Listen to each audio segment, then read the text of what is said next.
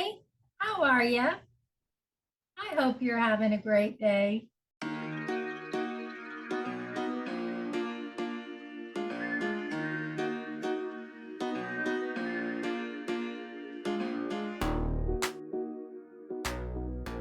If you have type 1 diabetes, it's not your fault.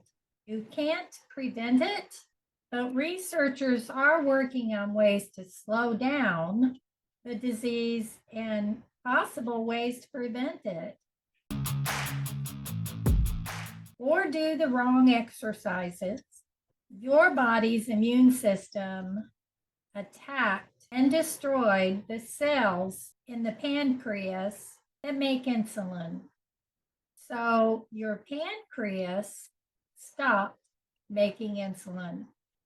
And without insulin, glucose can't get into your cells and your blood sugar rises above normal. Since you aren't making your own insulin, you have to give yourself insulin shots every day for the rest of your life to stay healthy.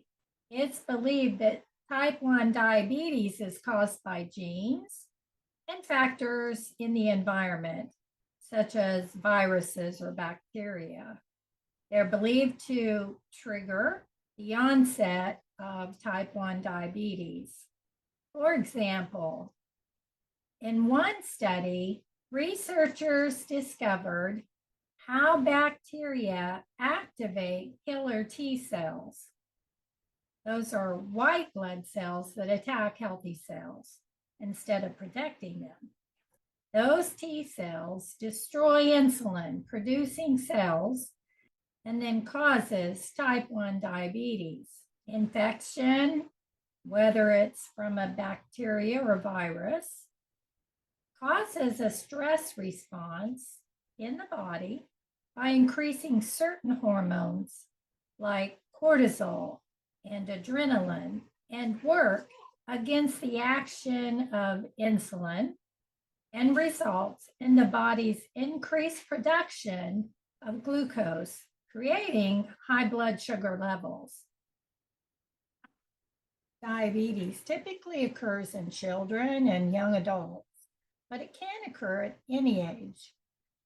In the US, about 5% of people with diabetes have type 1. Having a parent or sibling with type 1 increases your risk of developing type 1 diabetes. Insulin is a hormone made by the pancreas.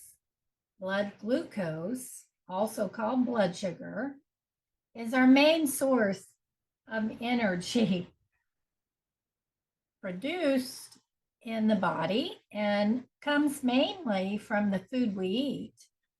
Insulin helps the glucose in your blood to get to your cells to be used as energy. And then another hormone called glucagon, don't know if I said that right, works with insulin to control blood sugar levels.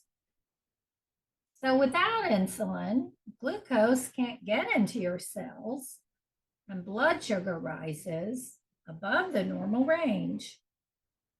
That's why insulin is needed every day to stay alive. Common options for taking insulin include a needle and syringe, an insulin pen, or an insulin pump. Correct amount of insulin must match your food intake or physical activity. Several health problems can occur when diabetes isn't controlled, such as heart disease, stroke, and kidney disease.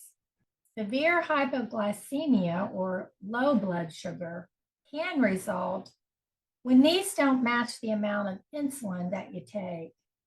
So taking care of yourself includes following a diabetes meal plan, being physically active, and checking your blood glucose often. Artificial pancreas systems have been approved by the FDA since 2016.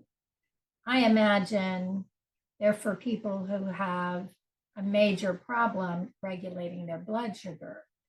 But they continuously monitor glucose levels and automatically give you the right amount of long-acting insulin through an insulin pump.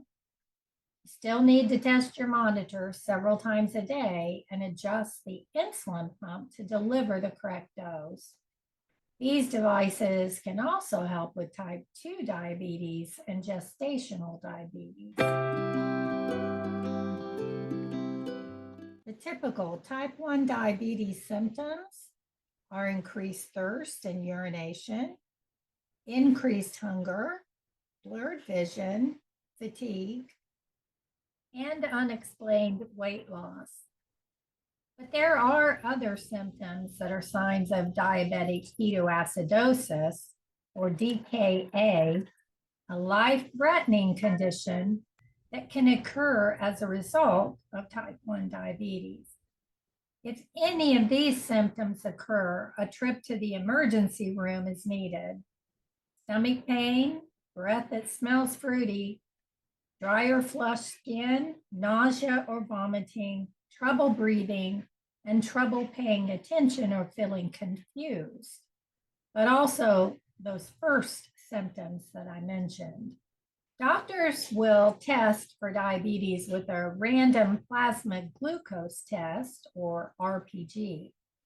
It's a single point-in-time test. They may also check your glucose levels with an A1C blood test to find out how long someone has had a high blood glucose. They might also check certain autoantibodies. Autoantibodies are antibodies that attack healthy cells and tissues by mistake. Certain types of autoantibodies are a sign of type 1 diabetes, but not type 2. Type 1 diabetes runs in families. TrialNet, shown here, an international research network, offers free autoantibody testing to family members of people diagnosed with this disease.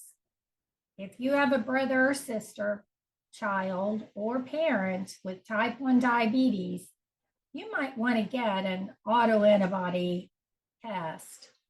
And people who are aged 20 or younger, who have a cousin, aunt, uncle, niece, nephew, grandparent, or half-sibling may also want to get tested. You can learn about what your risk factors are. And this is their link. And I put it in the description section below as well. Ketoacidosis is a condition where your body breaks down fat for energy rather than using sugar. When the fat breaks down and is burned for fuel, chemicals called ketones are released.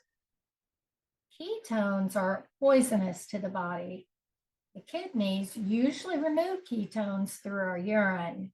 This is why people become so thirsty and have to pee often. So as the blood sugar rises, the kidneys can't keep up and remove the buildup of ketones, so they accumulate and can become life-threatening. This can result in diabetic coma or death, and what is referred to as ketoacidosis. This rarely occurs in type 2 diabetes. Glucometers can alert you to check your ketone levels. There are ketone testing strips that can be purchased at the pharmacy without prescription to check the levels in your urine.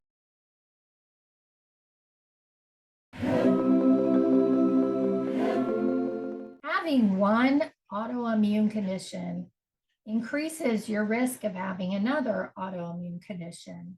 In a study conducted in 2003, researchers found that 17% of the people with type 1 and type 2 diabetes had fibromyalgia also, compared to only 2% of healthy controls. And there seemed to be no statistical difference between type 1 and type 2 patients, with 18.5% with type 1 and 15.5% with type 2. It's a common occurrence, but keeping blood sugar levels under control is obviously important. Patients who have both fibromyalgia and diabetes tend to have higher levels of HbA1c. Glucose control is oh so important. Patients with diabetes and fibromyalgia have a higher number of tender points, increased pain scores, increased risk of sleep disturbances, fatigue, and headaches. And in children, fibro was more common with type 1 diabetes. They experience more pain, fatigue, and sleep difficulties. That's tragic. A study in 2011 found no one with fibromyalgia and type 1 diabetes, but there were only 8 participants with type 1. 18% of type 2 diabetics had fibro, but there were 85 participants. And 34% of people with rheumatoid arthritis had fibro. However, in 2018, another study stated that the incidence of type 1 diabetes is increasing at an annual rate of 3 to 5%, with rates doubling every 20 years, which may suggest that environmental exposure has changed. That is, a new infectious environmental agent may be involved. The article stated that in the US, 1 in 300 children and adolescents develop type 1 diabetes by the age of 20. 1 in 40 offspring of mothers with type 1, and 1 in 15 offspring of fathers with type 1. Apparently, specific HLA genotypes, human leukocyte antigens, are suspected in 30 to 50% of diabetes risk, but also the genotypes INS and PTPN22 show a low genetic risk because they need to work in concert with another factor like an environmental exposure. There also appears to be a link in intestinal microbiota.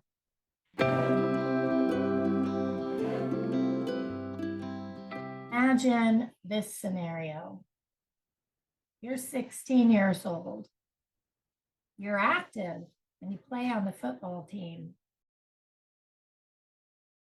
But for weeks, maybe even close to a month, you've had an unquenched thirst and you're hungry all the time.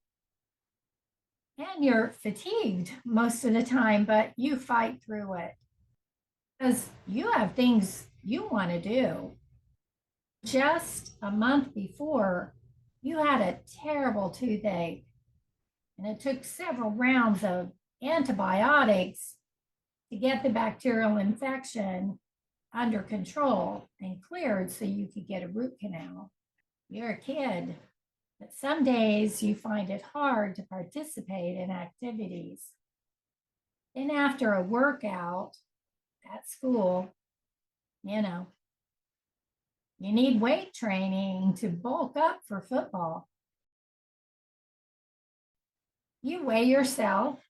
That's what you do every week, and it's monitored and recorded. And you've lost 19 pounds in 1 week.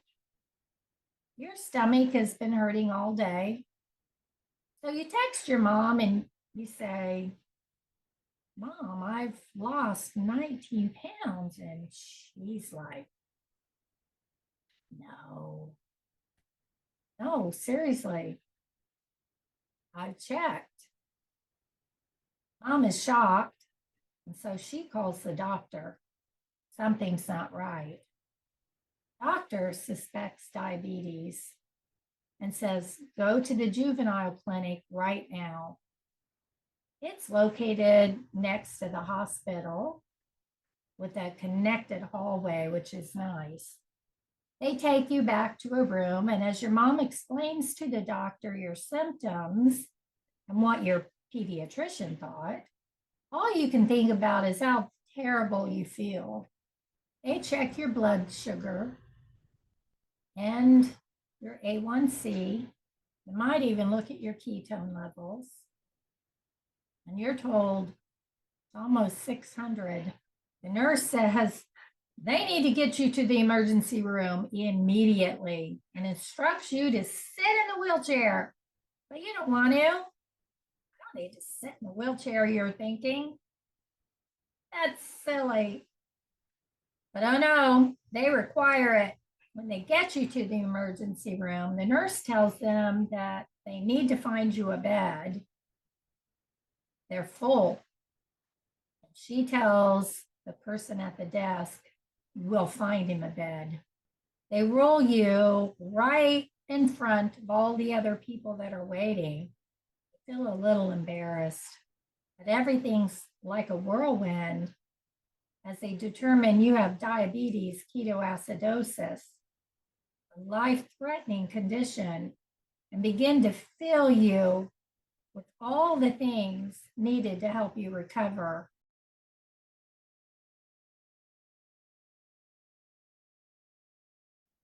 At this point, you're told that you'll be transferred to the children's hospital and you'll go by ambulance.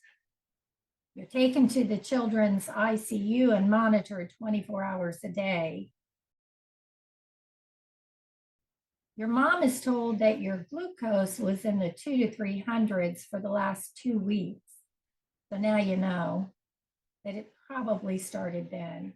You're there for only 2 days, but it felt like forever. As they work to get your insulin numbers under control, as well as your potassium and your fluids, you were severely dehydrated. You get a severe headache from the lack of sleep.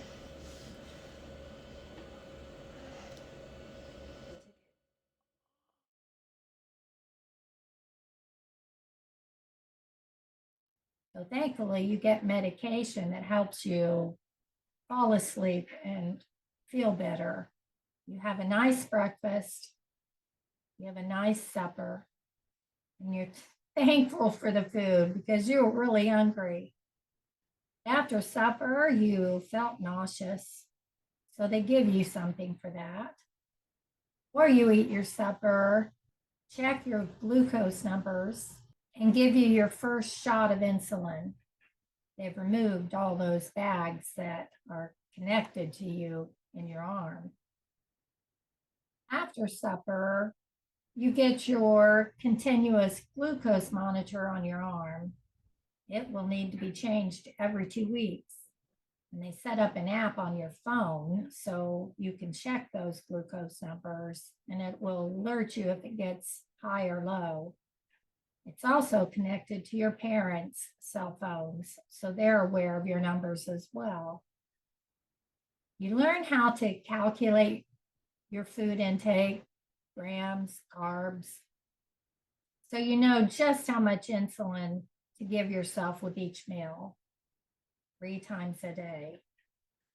You also have to give yourself a 4th shot that they call long acting.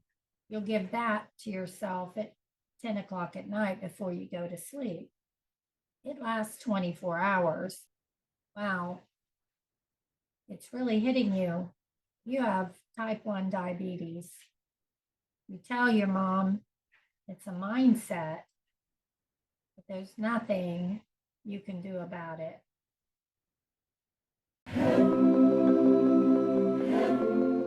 This was a true story from my point of view of what my 16-year-old grandson just went through at the end of last week. And I'm so grateful that my daughter and son-in-law took quick action to get my grandson to the hospital for treatment. He's doing pretty good now. He won't go back to school until probably Thursday of this week. Today's Monday. I talked to him last night and not enjoying calculating all of those carbohydrates so he knows how much insulin he can give himself. But he doesn't seem to mind giving himself shots. He said he barely feels them. The needle's very small. There's so much more that I could talk about, but I hope you learned something. Please pray for my grandson. This is a life-changing event, and we're all helping him through it. Bless you. Please send you gentle hugs and support. Love you. In the bed.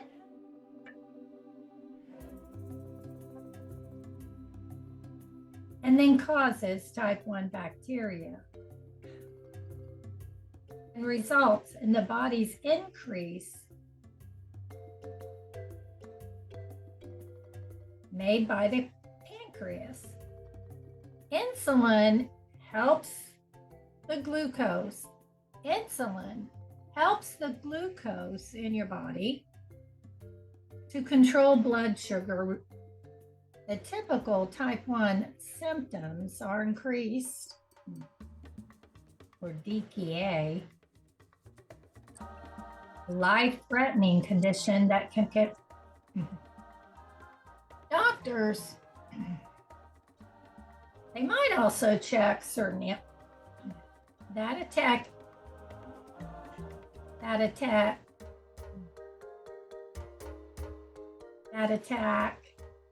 healthy, that attack certain